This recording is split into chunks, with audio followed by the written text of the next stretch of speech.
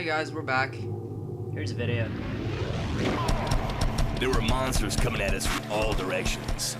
We managed to drive them back, but there were too many of them. The subway? Why not? Given the chaos on the street. We were safe, but for how long? Yay, new objective, we're stuck. So, this is the first level as we promised. Mike is player 2, I'm player 1. You can see this is the first enemy, called the Hitter. Once again, we're blazing through everything, considering the fact that we have stronger weapons, because we already played through the first level. Which is also the reason why you guys aren't going to see any of the collectibles, but they're not that hard to find, honestly. However, you'll see some of them in the later episodes anyways. As you guys can see, the monsters spawn through the doors, but there isn't a limit on how much they spawn. They can continuously come through, so if you decide to pause your game with a partner, you might want to have one of you guys watching the screen. Yeah, I just kind of ran away from Mike right there. That's where one of the collectibles is, I believe, if you haven't already cleared the level, if you haven't already found it. But, it's just us. We already have some skills and points allocating to our characters, so we're a little bit overpowered for this level, especially on the regular playthrough, because the difficulty, while it isn't difficult on a higher difficulty, I would say, it's more of the fact that they increase the damage of the monsters by so much. But for some reason to us, we've noticed that it seems they do a little bit more damage, at least to us on regular difficulty, than tough. We didn't have too much troubles with the damage with them. Yeah, that's we were playing tough, and compared to regular, we did better on tough difficulty. But you know, it just could be us not paying enough attention or something like that. So right now we're heading towards the objective to be able to leave the area and head back to where you saw us going for the alarm. We completely forgot and spaced out on the door that we have to try and open first. So here's an advice for the game. If you want to explore, you might want to get some of the objectives out of the way at least, or basically follow the little arrows that point you the way. Otherwise, you'll spend some time backtracking. Once again, if you guys haven't watched the tutorial video, we already explained it, but my character is somewhat well-rounded. That's what the description says. She's good with long-range weapons and just melee weapons, and Mike's character is... I get to use guns. Yeah, his character is really good with guns, so I try and give him most of the ammo, but I also need it considering I have the same gun. And since it is a co-op playthrough, we tend to share the Points. the objectives, yeah. We just kind of, I do one, he does one, so that way we kind of try and keep it even. But if we die, we start to lose points, and then it just all goes to hell and doesn't matter anymore. Oh yeah, speaking of this game and losing points, try and avoid dying as much as possible. So the dodging mechanic works quite well. It's really difficult to get out of the way out of some of the monsters sometimes. As you guys saw, the giant flash, that would be a skill. You get your skills through your talent trees that you see at the very end of levels. You'll start to see me using my skill here soon enough, and it's basically me firing 2 Uzis in both directions and doing lots and lots of damage. Yeah, you also get to see the skill trees in the beginning as well before the level. That way you can actually power up your character with any leftover points that you have from the previous run or anything like that. This one right here is definitely one of the collectibles where we're heading to right now. It's right up those escalators right there.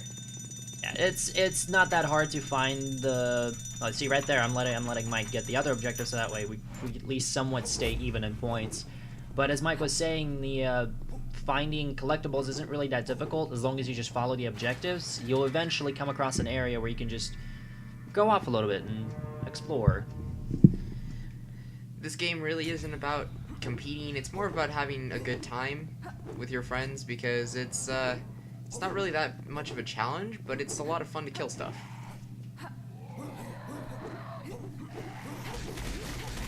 Especially if you and your friends can line up some really good combos. As I already said, the tough difficulty isn't much of a challenge per se. Like, it's not like the monster changed their behavior or anything. It's just the amount of damage they do and the amount of health they have is increased. And honestly, it's better in a way because then you can land more combos on them. Get a higher score hit, and be able to get lots better scores. Yeah, you definitely want to avoid being hit. Right there you can see that we have a rank for getting a certain amount of hits. If you press down on the D-pad, you can actually stop that from increasing and basically get that amount of points instead of trying to get a higher score. Yeah, see right there, it just kind of to make sure that you have some control over your scoring, I suppose, is what you would call it.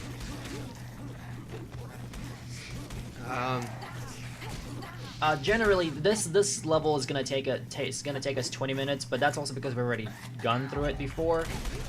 Every level is around 30 to 45 minutes, I would say. They're pretty long. Oh, there we go. There's my special skill. It's a lot of fun to use. And lots of damage. At first, the guns don't do as much damage, but if you play as that particular character, I don't really remember his name. I do believe my character's name is Cassie. But if you play as Mike's character, he's really, really proficient with his guns. But if you're being chased down by the enemies, you might want to avoid using guns.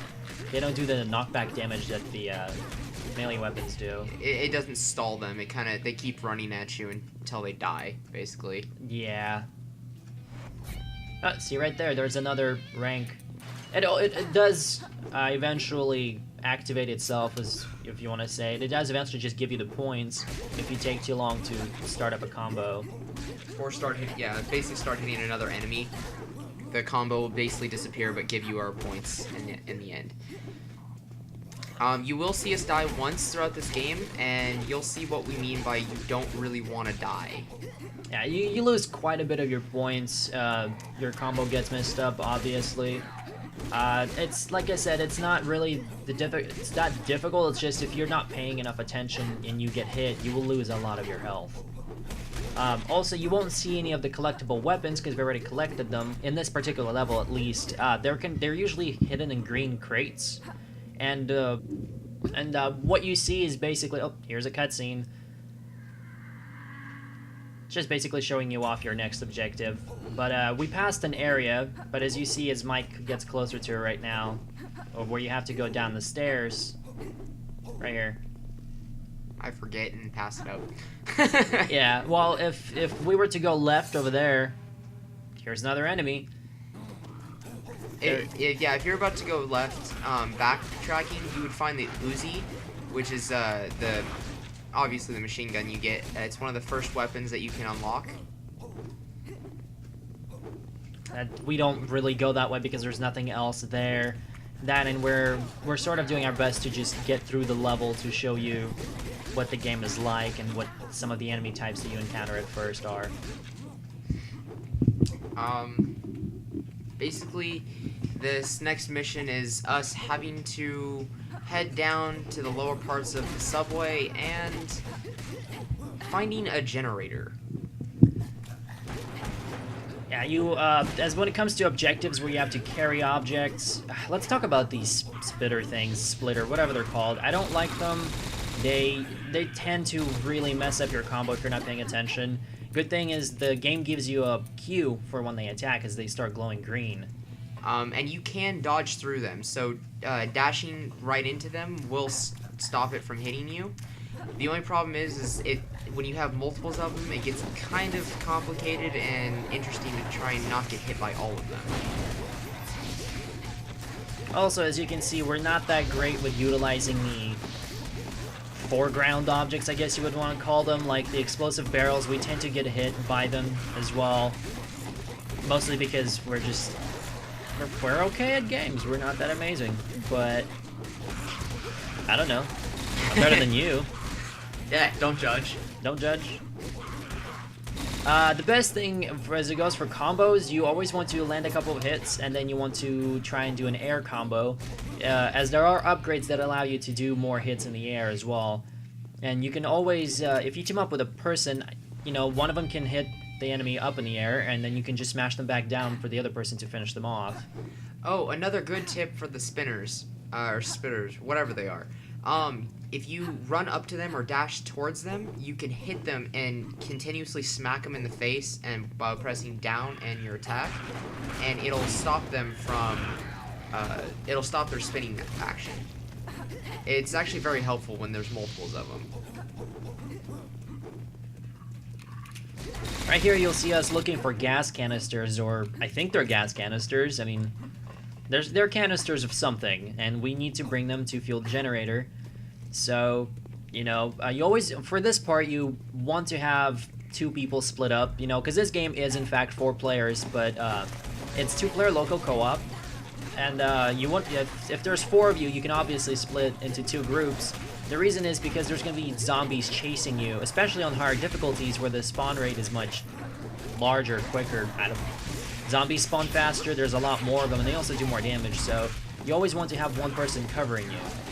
Yeah, you don't want to have both of you guys carrying something that's very, very difficult to try and get to places. As you'll see later on, we should have actually done it on one of the parts, but we wanted to finish it as quickly as possible because this is very annoying.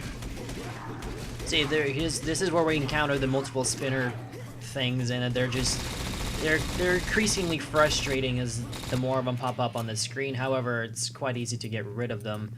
As Mike was saying, you can use your down attack. As for carrying objects, you can always deal with them a little quicker just by throwing them, because they are an object that you can carry. You can just throw them places to get faster. To get where? Brain fart. Yay.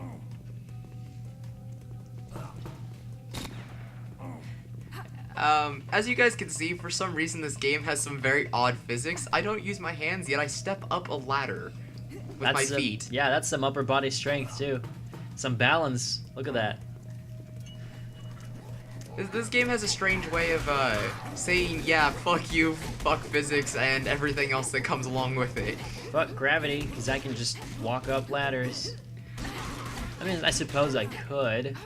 But also, we don't get to see how thin the area with the ladder is. But then again, I'm positive that if we were to climb the ladder on the left, same thing would have happened. Yeah, I don't think you just fall off the ladder. Right here, you see us passing up. There's 2 or 3 passages to our right. That's where you would find the machete, the other weapon. As well as one of the collectibles. Machete. I think I'm saying it wrong because I'm saying man and shitty. But it's machete. That's actually a really good movie. What? Machete, it's a movie. Yeah, the one with, what's his name? Is it Quentin Tarantino. No, the guy that's in it. He was also in Spy Kids. He was, Oh, he was yeah. the uncle. Yeah. He's funny. He's hilarious. Quentin Tarantino movies, since we are playing a horror game after all, Quentin Tarantino movies, my favorite one is From Dusk Till Dawn. That's always a good one. It's a fantastic movie. Anyways, back to the game. Sidetracked. Oh, man.